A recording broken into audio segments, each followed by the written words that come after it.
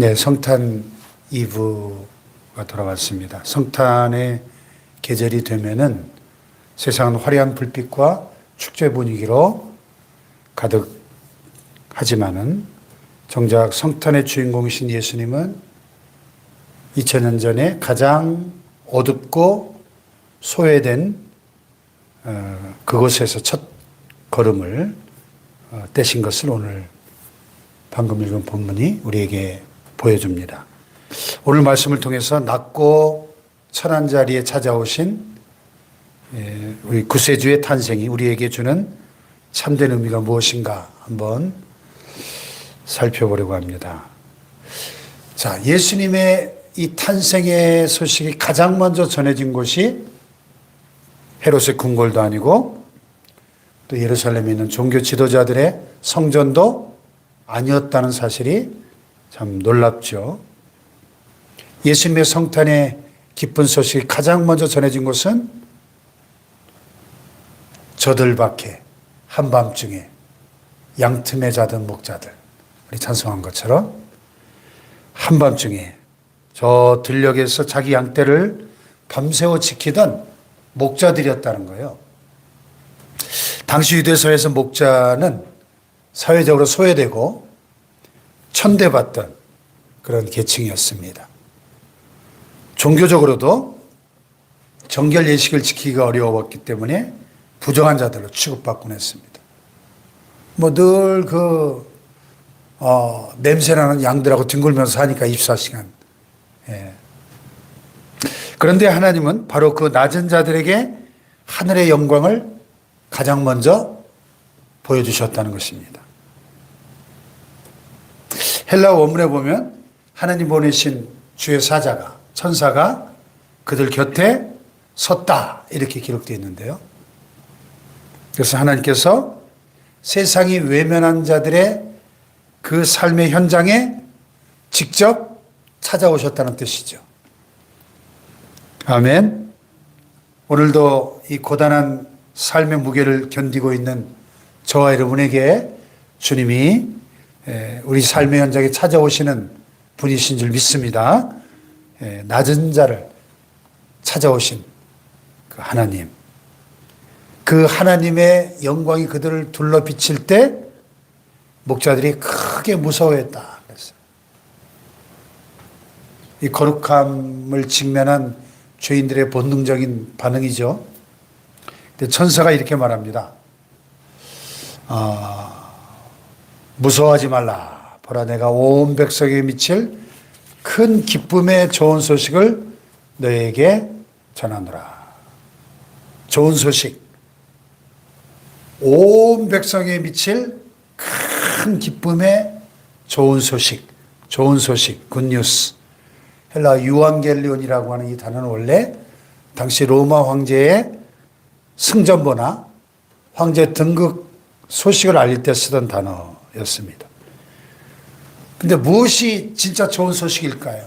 굿뉴스일까요?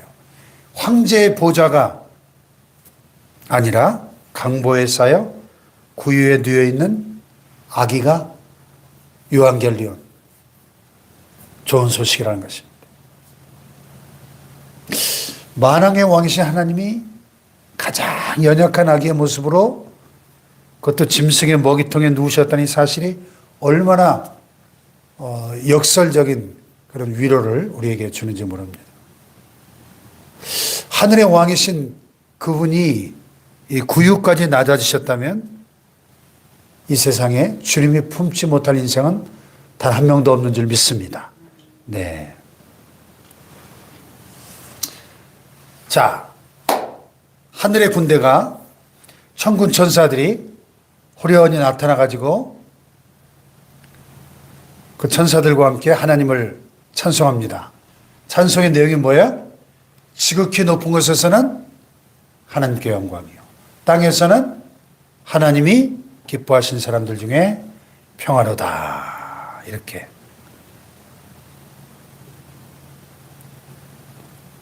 진정한 평화는 높고 높은 하늘의 영광이 이 땅의 낮은 곳으로 내려올 때 시작되더라 하는 거죠. 목자들이 이 소식을 듣고 어떻게 했어요? 지체하지 않았죠. 목자들이 야, 우리가 빨리 가서 베들레헴으로 가서 주께서 우리에게 알리신 바 이 이루어진 일을 보자 하고 빨리 가서 마리아와 요셉과 구유에 누인 아기를 찾아서 보고 천사가 자기들에게 이 아기에 대해 말한 것을 다 전파를 합니다.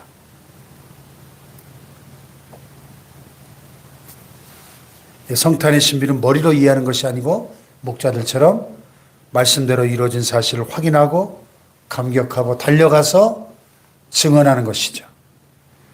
더 이상 낮아질 곳이 없을 때까지 낮아지신 그 주님을 만난 사람은 더 이상 세상의 가치관에 휘둘리지 않고 하나님 주시는 참된 평강을 누리게 될 줄로 믿습니다.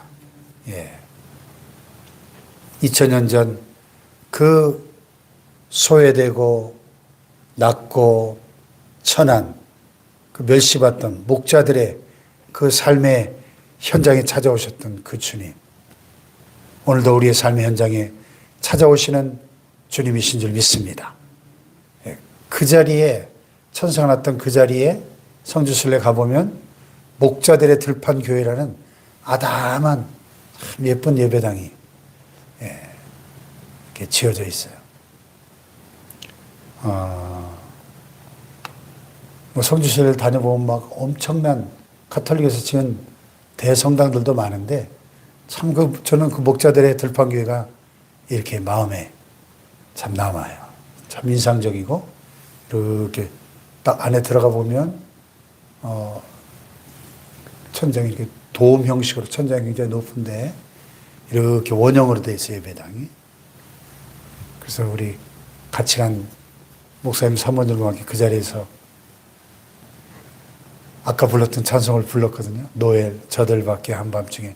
이게 공명이 잘 돼가지고 그냥 뭐 대충 불러도 아주 천상의 하모니처럼 아주 신비로, 그래서 옛날 예배당들은 다 저렇게 천장을 도움 형식으로 높게 했구나.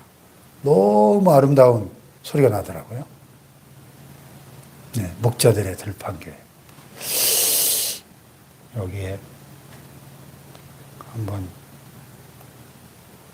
사진에 볼까요? 2019년에 우리가 왔었는데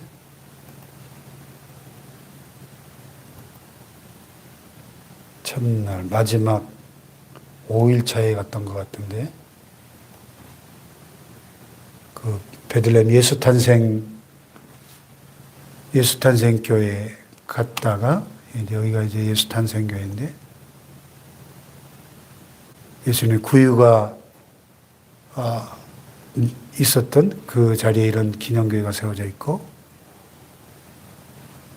목자들 들판교회가 여기 있네요.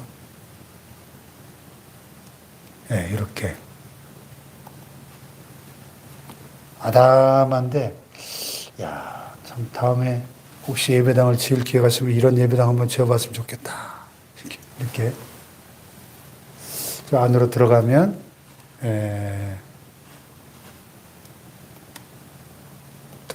이렇게 내부에 이제 이 벽화들이 오늘 읽은 본문을 성화로 표현한 저기 천장이 저렇게 도움 형식으로 되어 있고요.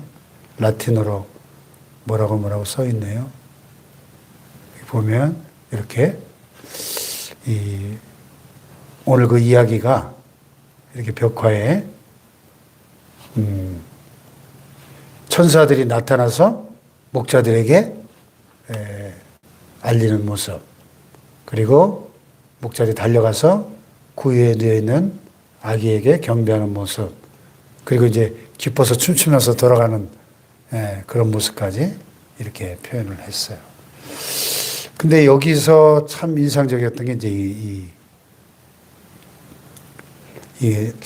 히브리어로 뭐라고 했는데 제가 잊어버렸네. 여기 동영상에 나올라나? 그 뒷뜰에 목자들이 양들과 함께 그루토라고 불리는 그루토. 목자들이 거주하던 거주지의 모습입니다. 그루토는 작은 동굴이라는 이신데요. 아마 예수님께서도 이런 작은 동물 속에 짐승들을 키우는 우리 반에 위해서 탄생하신 것으로 보여집니다. 우리가 생각하는 마국과는 완전히 다르죠. 예. 그 보통 당시 이렇게 유대 가옥이 그 2층 구조로 되어 있는데 2층이 이제 마가의 다락방처럼 이렇게 손님을 접대하는 객실이었고 그 다음에 거기가 꽉 차면 이제 1층이나 지하에 이런 가축 우리로 쓰던 그런 곳밖에 갈 곳이 없었다는 거죠. 마리아와 요셉이. 할 수 없이 그 짐승들의 우리가 있는 그 마국간에서 예수님이 탄생하신 거죠. 예. 그 목자리 들판 교회 그 뒷뜰에서 이게 찍은 사진인데 그 당시에 베들레헴 주변에 그 전경이에요. 베들레헴 벌판 이렇게. 뭐 지금도 그냥 시골처럼 보이죠. 그리고 2000년 전에 얼마나 이게 소외되고 버려진 그런 지역이었을까. 이런 곳에서 목자들이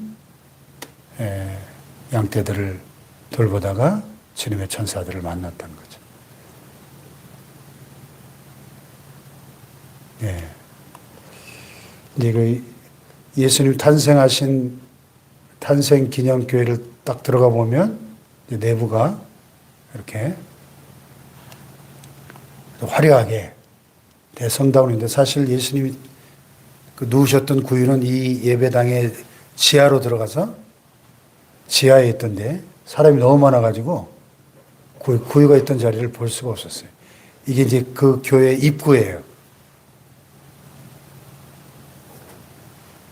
예수님 탄생 기념교회로 들어가는 입구는 저렇게 문을 일부러 고개를 숙이고 들어가야만 하도록. 예수님을 만나려면 겸손해져야 된다. 원래는 큰 문이었는데 옛날에 왕이나 귀족들이 막 말을 탄 채로 내리지 않고 그대로 들어가고 그래가지고 저렇게 문을 작게 만들었다고 하더라고요. 예. 아니, 만왕의 왕이신 주님도 겸손하게 오셨는데 그분을 만나려면 허리를 숙이고 겸손해야 한다. 그래서 겸손의 문이 이렇게 있습니다. 이야, 이게 벌써 6년 전이네요. 6년 전에 우리 갔었는데, 이게 성지순례 마지막 날 마지막 코스였는데, 마지막 코스가 가장 이렇게 기억에 남습니다. 참 이렇게 낮고 낮은 곳에 주님이 오셨구나 하는 그 감동이 굉장히 컸던